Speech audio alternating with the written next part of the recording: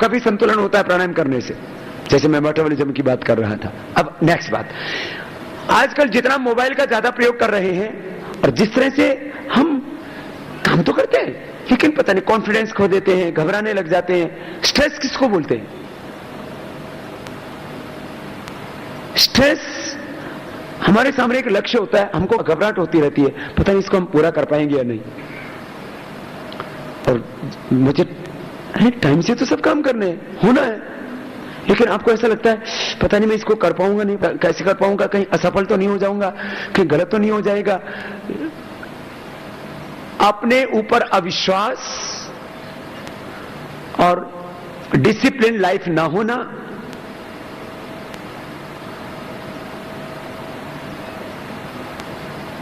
और पुरुषार्थ पूरा ना करना, कर्म अपने मेहनत हार्डवर्क नहीं करना, अपने ऊपर अविश्वास का होना, हमेशा अपने ऊपर विश्वास नहीं, कॉन्फिडेंस लेवल कम है, और जो है काल्पनिक भय पाल के रख लेना, इससे स्ट्रेस होता है। आप लाइफ में जी रहे हैं, जियो ना, आनंद से जियो, करो, अपना टारगेट बड़ा रखो। जैसे मैंने कितना बड़ा टारगेट लिया हुआ है कि इस पूरे भारत को ऋषियों का देश बनाना है, भारत को विश्व की सबसे बड़ी आध्यात्मिक महाशक्ति बनाना है, और इस देश को करप्शन, ब्लैक मनी फ्री बना करके वर्ल्ड इकोनॉमिक पावर बनाना है। क्या ये छोटा लक्ष्य है? अरे अपनी आदमी जिम्मेदारी ले सकता है, मैं देश की जिम्मेदारी ले रहा हूं और मुझे पूरा भरोसा है कि मैं ऐसा कर पाऊंगा, लेकिन मैं स्ट्रेसफुल नहीं रहता। ऐसा सोच के तो आदमी परेशान हो जाए, मैं इसको नहीं कर पाऊंगा तो कल को दुनिया क्या कहेगी, मेरी सन्यास का क्या होगा, लोग मेरी, अभी भी मेरी तो कितनी आलोचना करते हैं, मैं मस्त रहता हूं, अपना काम कर रहा हूं, 100% पूरे डेडिकेशन के साथ अपना काम करता हूं। अपने ऊपर मुझे विश्वास है और सत्य पर मुझे विश्वास है। बहुत कुछ है इसके अंदर, मैं आपको यह बात इसलिए कह रहा हूं कि आप लोग क्यों स्ट्रेस में जाते हो? प्राणायाम करो, स्ट्रेस होगा ही नहीं आपको कॉन्फिडेंस लेवल बढ़ जाएगा, आपकी लाइफ में डिसिप्लिन आ जाएगा और आप अपने हार्ड वर्क करने लग जाएंगे। Hard work, self discipline, hard work, self discipline, self confidence, ये तीन चीजें आपकी लाइफ में आ गई, स्ट्रेस नहीं रहेगा। मैं आपको बात कर रहा था स्ट्रेस बढ़ने से, एक तो ये स्ट्रेस बढ़ रहा है, प्रोलैक्टिन कार्टिसोल एसिटिएस जिसको बोलते हैं। स्ट्रेस बढ़ने से क्या होता है? नींद नहीं आती है। मुझे आज तक एक भी दिन नहीं हुआ लाइफ में जिस दिन नींद ना आई हो, जबकि आप लोग तो कहीं पड़ोसी से अनबन हो जाए, हैं?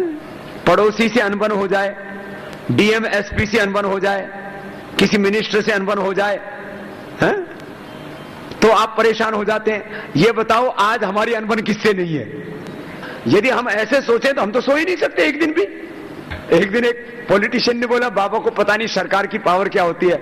मैंने कहा हमको सत्य की पावर का पता और भगवान की पावर का पता है और जनता रूपी भगवान की पावर का पता, मस्त है। मैं इसलिए इस बात को कह रहा हूं, आपको स्ट्रेसफुल क्यों होना? आप तो छोटी छोटी बातों से स्ट्रेस में आ जाते हैं। मेरी पत्नी ने वो ऐसा कह दिया, बच्चों ने ऐसा कह दिया, इसने ऐसा कह दिया, उसने ऐसा कह दिया, इसी से परेशान हो जाते हैं। माथे पर पसीना आ जाता है, बगल में पसीना आ जाता है, घबराहट होने लगती है, इरिटेबल बाउल सिंड्रोम हो जाता है, बीपी बढ़ जाता है, शुगर बढ़ जाता है, नींद गायब हो जाती है, भूख उठ जाती है। ये सब ये स्ट्रेस से होता है। स्ट्रेस से क्या होता है? स्ट्रेस से बाल उड़ने लगते हैं, स्ट्रेस से माथे पर पसीना आने लगता है, बगल में पसीना आने लगता है, स्ट्रेस से कांपने लगते हैं, घबराहट होने लगती है, नींद नहीं आती है, बीपी शुगर सब गड़बड़ हो जाता है, पूरा बॉडी का बायोकेमिस्ट्री गड़बड़ हो जाता है, केमिकल सोर्स, हार्मोन्स, भूख प्यास, साइकिल गड़बड़ हो जाता है स्ट्रेस से। ये तीन चीजें आपको मैं बोल रहा हूं, आज बोलते बोलते ही ये मैंने तीन चीजें सोची हैं। तनाव बढ़ने का सबसे बड़ा कारण है, क्या बताया मैंने? आत्मविश्वास की कमी, सेल्फ कॉन्फिडेंस की कमी, हार्ड वर्क की कमी। हार्ड वर्क नहीं करोगे, पहले दिन का काम अगले दिन पड़ा रहेगा तो तनाव तो होना ही है। हार्ड वर्क, और तीसरा क्या बोला मैंने? डिसिप्लिन, सेल्फ डिसिप्लिन की कमी। सेल्फ डिसिप्लिन नहीं होगा, आपको उठना था आपको 3 बजे, जैसे मैं है, यदि एक दिन भी मेरे को तनाव कब होगा? मुझे शिविर में जाना है 4:45 बजे और मैं उठूं 4:30 बजे, फिर तो तनाव होगा ही, न लैट्रिन होगी, न पेशाब होगा, न कुल्ला करूंगा, न तनाव होगा। भाई मैं यदि 3 बजे मुझे उठना है या लास्ट 3:30 बजे, 3:30 बजे उठ करके मैं 4:45 बजे शिविर में पहुंच सकता हूं। लेकिन यदि मैं उठूंगा ही 4:30 बजे तो स्ट्रेस तो होना ही है। ये तो मैंने खाली उठने की बात की। मुझे जिस काम को जब करना चाहिए, सेल्फ डिसिप्लिन की कमी। तो ये आज आपको नई परिभाषा दे रहा हूं, पढ़े लिखे लोग हैं ना। सेल्फ डिसिप्लिन की कमी, सेल्फ कॉन्फिडेंस की कमी और हार्ड वर्क की कमी। यदि 3 चीजें आप में, सेल्फ डिसिप्लिन है, आप हार्ड वर्क कर रहे हैं और सेल्फ कॉन्फिडेंस है, तो आपको कभी लाइफ में स्ट्रेस नहीं होगा। This is my own experience, ये मेरा अपना अनुभव है और आप भी करके देख लो, अब मस्त रहोगे। एक स्ट्रेस होने से और क्या होता है, स्ट्रेस ज्यादा बढ़ेगा तो ब्रेन ट्यूमर हो जाएगा।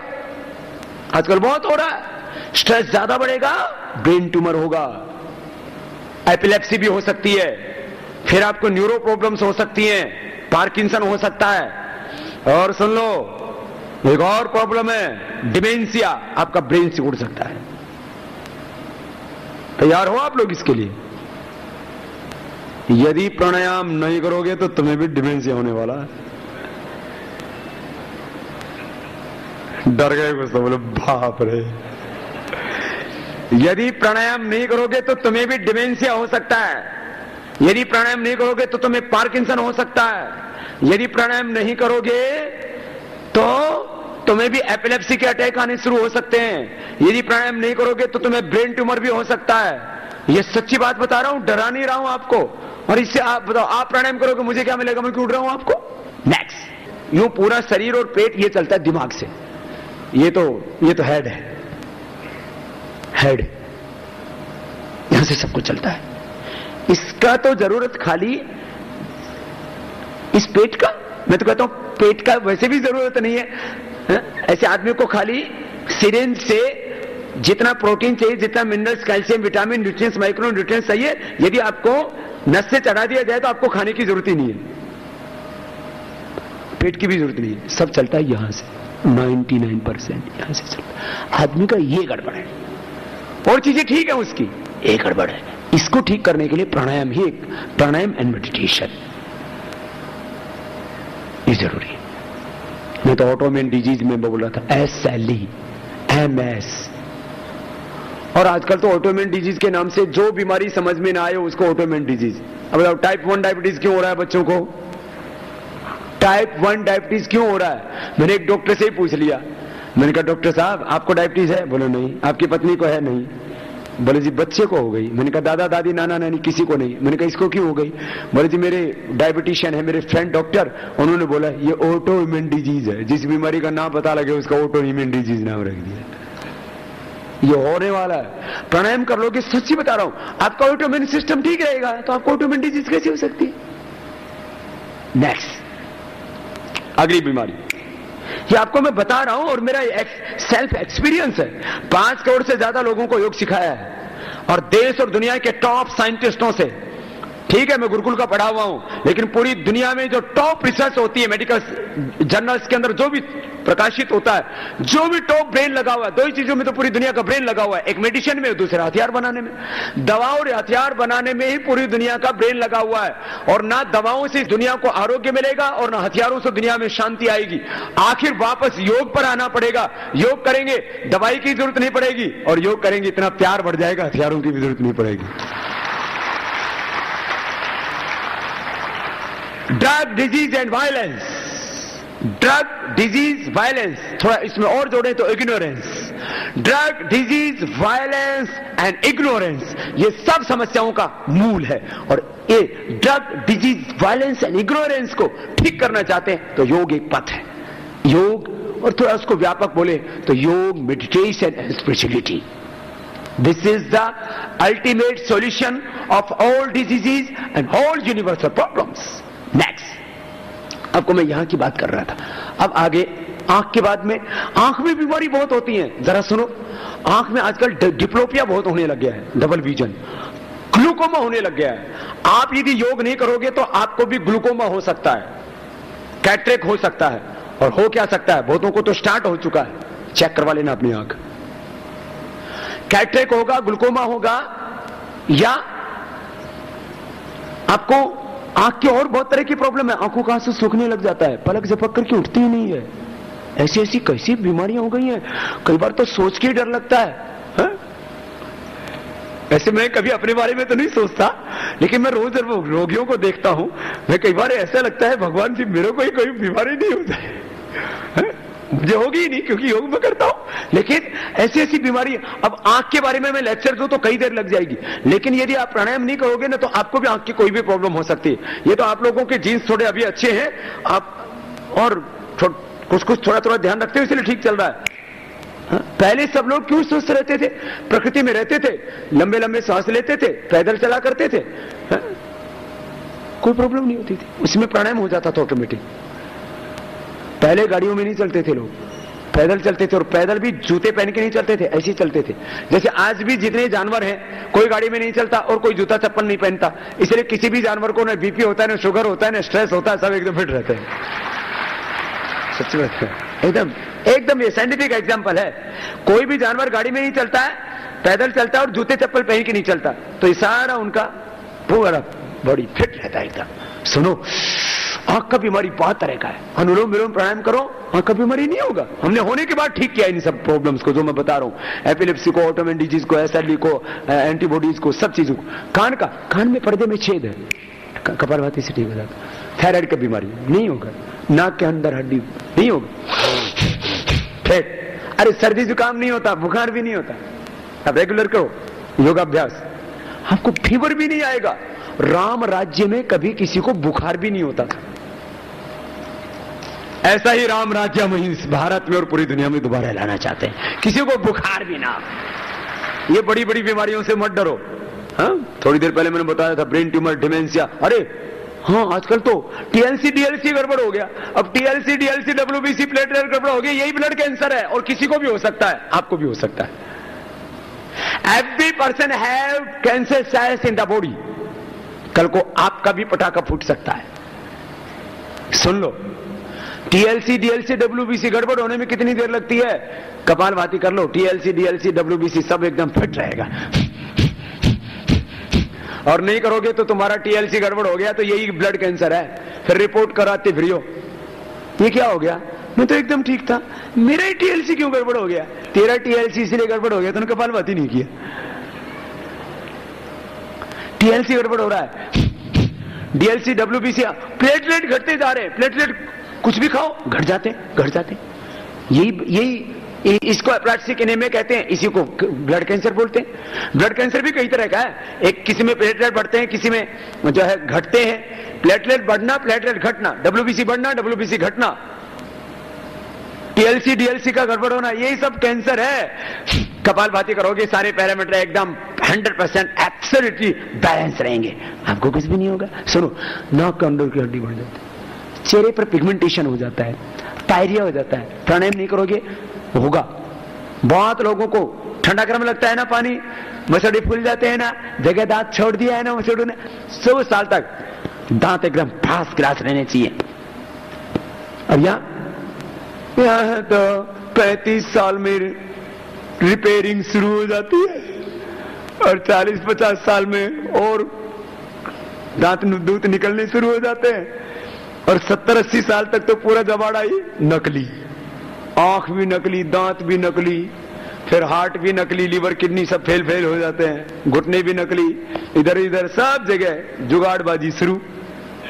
कुछ नहीं कराना पड़ेगा, योग करोगी, सच्ची बात बता रहा हूं आपको, एकदम सब चीजें बैलेंस। पायरिया नहीं होगा आपको, पायरिया होने के बाद हमने ठीक किया है। सुनो अगली बात, थायराइड की बीमारी, कपालभाति करो उठ जाए, थायराइड एकदम 100% एब्सोल्युटली राइट रहेगा। थायराइड हो ही नहीं सकता, होने के बाद ठीक किया हमने, तो आप करोगे तो होगा ही नहीं, पक्की बात एकदम। हार्ट का इजेक्शन फ्रैक्शन कम हो गया, हार्ट का करंट कम हो गया, इसके लिए दवाई नहीं है। हार्ट का वाल सिकुड़ गया, इसके लिए दवाई नहीं है। हार्ट बड़ा हो जाता है, जैसे मैंने बोला ना ब्रेन सिकुड़ जाता है, ऐसे लीवर किडनी भी श्रिंक होता है, और हार्ट श्रिंक कम होता है, हार्ट इनलार्ज हो जाता है। तो प्राणायाम नहीं करोगे तो हार्ट इनलार्ज होगा तुम्हारा, ये बढ़ेगा, हार्ट बढ़ेगा, प्रोस्टेट बढ़ेगा, वेट बढ़ेगा, ये चीजें बढ़ती है। रिस्क यहाँ है, हार्ट इनलार्ज होने लगता है। प्राणायाम करोगे नहीं होगा, भाल की प्रॉब्लम नहीं आएगी, कोलेस्ट्रॉल नहीं बढ़ेगा, ब्लॉकेज नहीं आएंगे, एकदम फर्स्ट क्लास। और कोलेस्ट्रॉल, ट्राइग्लिसराइड, एलडीएल, वीएलडीएल कम होंगे, एचडीएल, हाई डेंसिटी लाइपोप्रोटीन, ये आपका 50 से 60 के बीच रहेगा। जिसका 50 से 60 के बीच एचडीएल है उसको कभी हार्ट अटैक नहीं आएगा, वो ब्लड जमेगा ही नहीं अंदर। ये आपको राज बता दिया। प्राणायाम करने वाले का, एक्सरसाइज करने वाले का एचडीएल हाई रहता है, हेमोग्लोबिन अच्छा रहता है, कैल्शियम उसको कमी नहीं रहती, ऑस्टियोपेनिया, ऑस्टियोपोरोसिस नहीं होता है। दर्द क्यों होता है? अर्थराइटिस, जोड़ों में दर्द क्यों होता है? ये ऑस्टोब्लास्ट, ऑस्टोक्लास्ट के इम्बैलेंस होने से, हड्डियों का मेटाबॉलिज्म गड़बड़ होने से, अथवा ईएसआर बढ़ने से, यूरिक एसिड बढ़ने से। ये प्राणायाम के करने से कुछ भी नहीं होगा। यूरिक एसिड कम हो जाएगा, आरए फैक्टर कम हो जाएगा, सब कुछ ठीक हो जाएगा, हड्डियों का मेटाबॉलिज्म पूरा एकदम ठीक हो जाएगा, हड्डियां ठीक रहेंगी, थायराइड ठीक रहेगा, हार्ट ठीक रहेगा, हार्ट में कुछ भी नहीं। जिनका इजेक्शन फ्रैक्शन 4 पर आ गया था उसको 40 पर हमने पहुंचाया, ये तो मरने की स्थिति हो जाती है। फिर वो इसमें ना पेस मेकर लगाना पड़ता है, और फिर वो पेस मेकर भी 3-4 साल 5 साल अधिकतम काम करता है, 5 साल बाद दोबारा पेस मेकर लगाना पड़ता है। आप ये सोचो, देखो जब तक आपकी हालत ठीक है तब तक तो आपको कुछ नहीं दिखता। अब मेरे को कोई कहे कि आपको पेस मेकर लगा के जीना है, मैं तो नहीं जी सकता। मैं दौड़ता हूं, सुबह देखते हो आप रोज मुझे पेस मेकर लग जाए, फिर तो आदमी को गिन गिन के सांस लेने पड़ते हैं, चलते समय भी ध्यान रखना पड़ता है, जब तेज चले तो गड़बड़ हो जाएगी। पेस मेकर लगा के जीना पड़े, डायलिसिस पर जीना पड़े, अरे सब गड़बड़ हो रहा है। प्राणायाम करोगे पेस मेकर कभी नहीं लगेगा, आपका हार्ट रेट और इजेक्शन फ्रैक्शन 100% एब्सोल्युटली राइट रहेगा। आपका धड़कन कितना होगा? जैसे मेरा धड़कन है 60 से 62, आप लोगों का है, यदि स्वस्थ है तो रहेगा 72, और बीमार होंगे तो 90-100। चेक करके देख लो अपना, देखना भी अपना मेरे चेक करो। जिनका ठीक है उनका तो 1-1 सेकंड में ऐसे ऐसे होगा, और बाकी ठक ठक ठक ठक ठक ठक ठक ठक। इसका मतलब पटाखा फूटने वाला है। किसी किसी की पल्स मिस हो जाती है, 2-3 चलेंगी, 5-7 चलती हैं, बीच में मिस हो जाती है। पल्स जिनकी मिस हो जाती थी उनको हमने ठीक किया, जिनको टेकीकार्डिया की प्रॉब्लम थी उनको हमने ठीक किया, इजेक्शन फ्रैक्शन की प्रॉब्लम थी उसको हमने ठीक किया, ब्लॉकेज तो उसको हमने ठीक किया। तो इसलिए मैं कहता हूं पहले से प्राणायाम करते रहोगे तो ये ठीक रहेगा। अरे रोज 15 आधा घंटा 1 घंटा तो लगाना है, लगाओ, नहीं तो और क्या होगा, फिर फेफड़े गड़बड़ हो जाते हैं। ब्रोंकाइटिस आदि तो होता ही है, एक होता है लंग फाइब्रोसिस, बाद में फेफड़े काम नहीं करते, ऐसा हो जाता है। और ये मैं नहीं कहता कि सब बीमारियां सबको होंगी, लेकिन इनमें कुछ ना कुछ बीमारियां आपको सबको हो चुकी है, जितनी मैं बता रहा हूं। छींक आती है, एलर्जी हो जाती है, सांस घुटने लगता है, थोड़ा सा धुआं लगा कुछ नहीं होगा,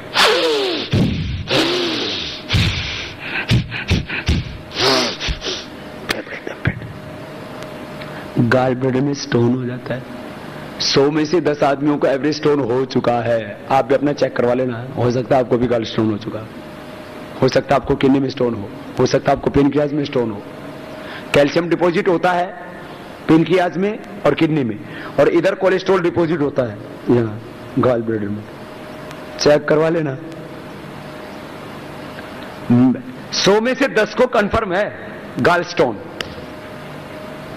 ये आपको पता तब लगता है जब यहां भयंकर दर्द होने लगता है, लंबे समय तक एसिडिटी रहती है, गैस बनती रहती है। गैस क्यों बन रही है, गैस क्यों बन रही है, कोई रीजन पता नहीं लगा, बाद में पता लगा तो पेन गाल ब्लैडर में स्टोन हो रखे। योग नहीं करोगे, कपालभाति नहीं करोगे तो गाल स्टोन होने की 100% संभावना है, किडनी स्टोन होने की 100% संभावना है। डिपॉजिट हो जाएगा वहां, उसको एक्सरसाइज नहीं मिलेगी तो वहां कुछ कचरा जम जाएगा कैल्शियम का। कैल्शियम तो ब्लड में घूमता रहता है, ब्लड में ही कैल्शियम होता है, वो किडनी में तो ब्लड जाता ही है ना।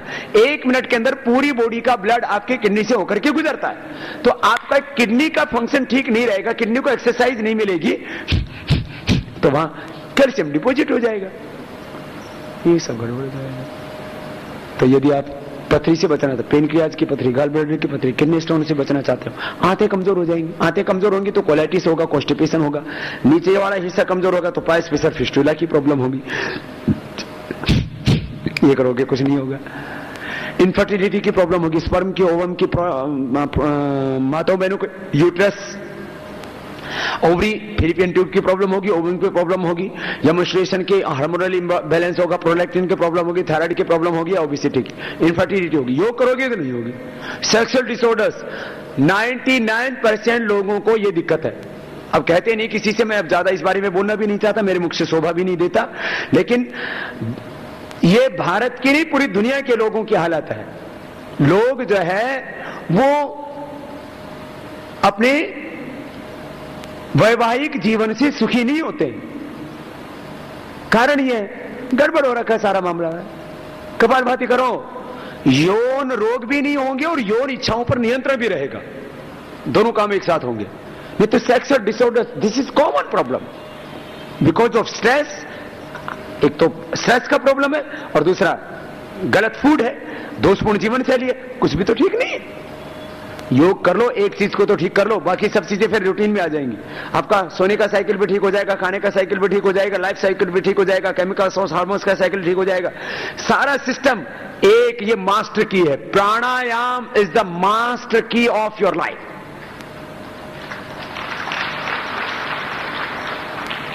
ये मास्टर की है, जैसे पासवर्ड होता है ना कंप्यूटर में, तो तुम्हारा खाता खोल दिया है। ये वाला कपालभाति कर। बीमारी तो अनंत है। स्किन की बीमारी ले लो, मैं एक बीमारी के ऊपर एक डॉक्टर है, अलग अलग दवा है। योग आपका फैमिली डॉक्टर है। योग सब रोगों की एक दवाई है। आजकल तो एक बीमारी का अलग अलग डॉक्टर, उसके अलग अलग दवाइयां, फिर उसके अलग अलग साइड इफेक्ट, फिर एक बीमारी के बाद दूसरी बीमारी, बीपी शुगर, उसके कॉम्प्लिकेशंस।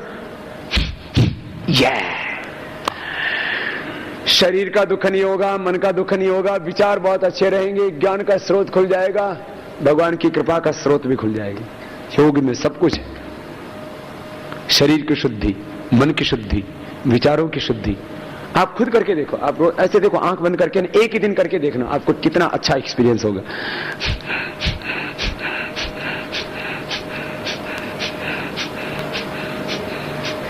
आंख बंद करके खाली श्वास पर ध्यान करो, 15 मिनट में तो नींद आ जाएगी, इतना मस्ती आती है। नींद का साइकिल बोलो, 3 मुख्य आधार है ना जीवन के, निद्रा, ब्रह्मचर्य, सदाचार, आहार, निद्रा। योग करने से आपको भूख अच्छी लगेगी, जो खाना है वही खाएंगे, गलत चीज खाने की इच्छा नहीं होगी, मुर्गा मीट खाने की इच्छा ही नहीं होगी। जैसे योग का मर्म मैंने बताया ना, ऐसे कर्म का मर्म है, जो तुम करोगे वो कई गुना वापस होके मिलेगा। मुर्गा खाओगे तो कई बार मुर्गा बनना पड़ेगा, अब खाओगे ही नहीं, बोले यार इसको खा तो लें लेकिन खुद क्यों कटें। जो तुम करोगे वही तुम्हें मिलता है, ये सच्ची बात है एकदम। ये पूरी दुनिया ध्वनि की प्रतिध्वनि होती है, ये पूरे ब्रह्मांड का सिद्धांत है, कर्म का सिद्धांत, ऐसे ही धर्म का सिद्धांत है। तुम्हारी आत्मा जब भी कुछ काम करते हो तो उसके अंदर से एक आवाज उठती है। गलत काम करने से आत्मा तुमको रोकती है और सही काम करने में तुमको प्रोत्साहित करती है। गलत काम कर ही नहीं पाओगे तुम, योग करोगे तो, प्राणायाम करोगे, ध्यान करोगे। प्राणायाम करने से ना मन शांत हो जाएगा, अज्ञान मिट जाएगा। भीतर जो भी गलत है ना, दुख है, अज्ञान है, अशुभ है, जो भी है, वो भीतर का सब खत्म होता जाता है। शरीर के स्तर पर, मन के स्तर पर, विचारों के स्तर पर, इंद्रियों के स्तर पर, सब चीजों पर आपका कंट्रोल आ जाता है। योगी होना हमारी संस्कृति में सबसे बड़ी बात होती थी। राजा होना बड़ी बात नहीं होती थी, योगी होना बड़ी बात होती थी। और कोई राजा होके भी योगी हो जाए तो सारी दुनिया उसको पूछती थी। भगवान शिव योगी थे और राजा भी थे, भगवान राम योगी भी थे और राजा भी थे, भगवान श्री कृष्ण योगी भी थे और राजवंश में पैदा हुए थे। जितने भी हमारे पूर्वज थे उनकी पहले सब, जैसे आज होता है ना पैसा होना सबसे बड़ी बात माना जाता है, पुराने जमाने में योगी होना बड़ी बात माना जाता था। और आज भी मुझे यदि देश के और दुनिया के लोग बड़ा मानते हैं तो मैं योगी हूं इसलिए बड़ा मानते हैं, मेरे पास और कुछ नहीं। मुझे तो चलो थोड़ा थोड़ा दान दे दिया लोगों ने, काम करने के लिए, सेवा करने के लिए, आज भी दे रहे। ये मुझसे ज्यादा पैसे तो इस देश के करोड़ों लोगों के पास में, क्योंकि उनकी वो प्रतिष्ठा क्यों नहीं है। मैं अपनी प्रतिष्ठा से कोई इतरा नहीं रहा हूं, मैं आत्मा प्रशंसा नहीं कर रहा हूं, मैं कह रहा हूं योगी होना जीवन में सबसे बड़ी बात है। मेरे साथ बोलो सब, तपस्वी भ्योधिको योगी ज्ञानिभ्योऽपि मतोऽधिकः कर्मिभ्यश्चाधिको योगी तस्मात् योगी भव अर्जुन।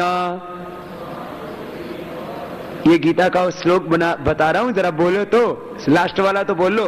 तस्मात् योगी भव अर्जुन। अर्थ बताने की जरूरत ही नहीं है। तस्मात् इसलिए योगी भव, योगी हो जा हे अर्जुन, योगी हो जा। वो भी घबरा रहा था, स्ट्रेस हो गया था। अर्जुन को क्या हो गया था? इतना बलशाली, गांडीवम संस्कृते हस्ता तच्चैव परिदह्यते नहीं शक्नोमि अवस्था तुम भ्रमते वचा मे मनाः। उसको क्या हो गया था? अर्जुन को भी स्ट्रेस हो गया था। इतना बलवान, ओ गांडीव छोड़ दिया, बोले गांडीव पड़ा, मैं नहीं लड़ता युद्ध, न युद्ध नहीं करूंगा। फिर उसको भगवान कहते हैं, अरे क्या हो गया, तू योगी हो? कृप्य मौस्मग्म प्रार्थना तत्व पद्धति है, नपुंसकता की बातें छोड़, ये तुझे शोभा नहीं देता है। अरे तू धरती माता का पुत्र होकर के, ऋषि पुत्र होकर के, ईश्वर अमृत पुत्र होकर के कहां भूल गया? उसको तो, अरे भाई, उसको जब अपना अस्तित्व का बोध हुआ, योग अस्तित्व का ही तो बोध है। तो योग तत्व हमारी भारतीय संस्कृति का सबसे बड़ा तत्व है। योग हमारे जीवन में आए, बस योग हमारे जीवन में आ जाए, बाकी तो जीवन जो हम होंगे अच्छे होंगे। जज होंगे, वकील होंगे, डॉक्टर, इंजीनियर, साइंटिस्ट होंगे, माँ होंगे, पिता होंगे, सन्यासी होंगे, जो होंगे अच्छे होंगे। योग तत्व हमारे जीवन में आना चाहिए। योग तत्व जीवन में आ गया, विद्यार्थी अच्छा होगा, अध्यापक अच्छा होगा, गुरु अच्छा, सब कुछ होगा, अच्छा होगा। योग तत्व नहीं होगा तो जीवन में दुख होगा, अशांति होगी, दरिद्रता होगी। तो मैं आज की अपनी बात को यही पूरा कर रहा हूं, योग वाले पक्ष को, कि हमारे जीवन में क्या होना चाहिए? योग तत्व। योग तत्व होगा तो जीवन में कोई दुख, रोग, नशा, हिंसा, अज्ञान, ये तो प्रॉब्लम है। और भ्रष्टाचार होगा फिर, भ्रष्टाचार तो तुम दूसरों का भी सहन नहीं करोगे। तो ये हमारा देश कैसा हो? देश योगियों का देश बने, देश आध्यात्मिक महाशक्ति बने। और दूसरा हमारा पक्ष ये रहता है कि इस देश में पाप क्यों हो? हमारा जीवन भी आदर्श हो तो राज्य व्यवस्था भी आदर्श हो। देश में यदि करप्शन होगा तो देश बर्बाद होगा। अभी तक तो करीब 400 लाख करोड़ रुपए लूटा है, आगे और लूट लेंगे, नहीं बेईमान लोगों को हटाया तो 400 लाख करोड़ रुपए वापस मिल गया।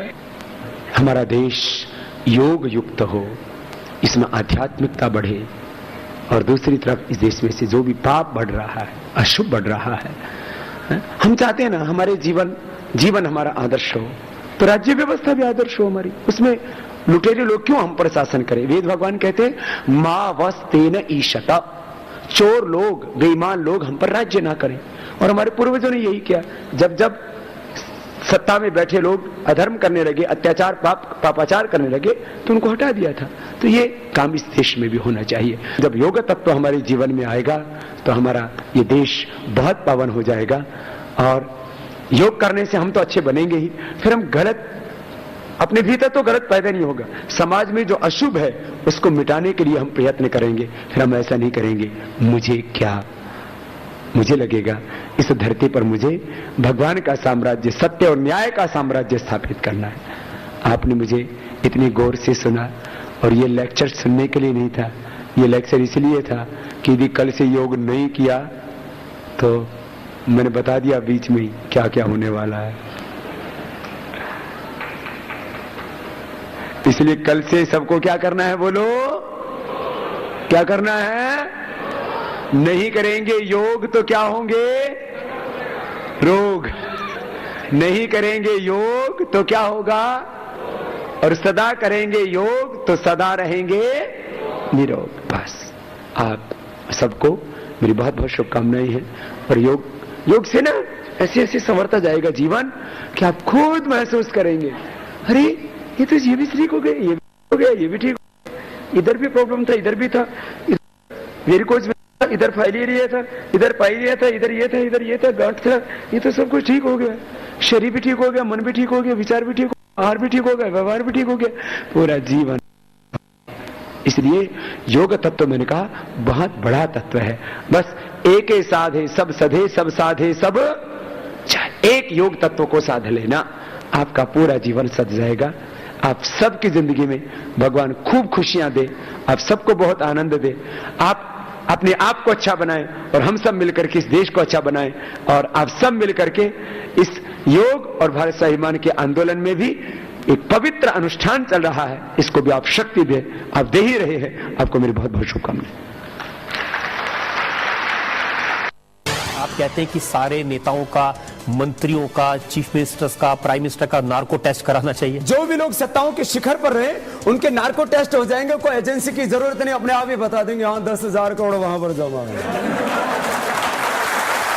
मेरे से हिसाब मांगते हैं। आपसे हिसाब मांगूंगा, लेकिन अभी तो मैं ये समझने की कोशिश कर रहा हूं कि आप इस देश के नेताओं को उखाड़ फेंकना चाहते हैं। मैं सहयोग करना चाहता हूं तो मुझे दुश्मन मान बैठे। आप सहयोग क्या कर रहे हैं? आप तो लोगों को भड़का रहे हैं। मैं तो सच्ची सच्ची बात बता रहा हूं, और सच बोलना यदि अपराध है तो मैं अपराधी हूं, गुनहगार हूं। आपने मुझे आपकी अदालत में ला करके बैठा दिया, मैंने क्या गुनाह किया बताइए?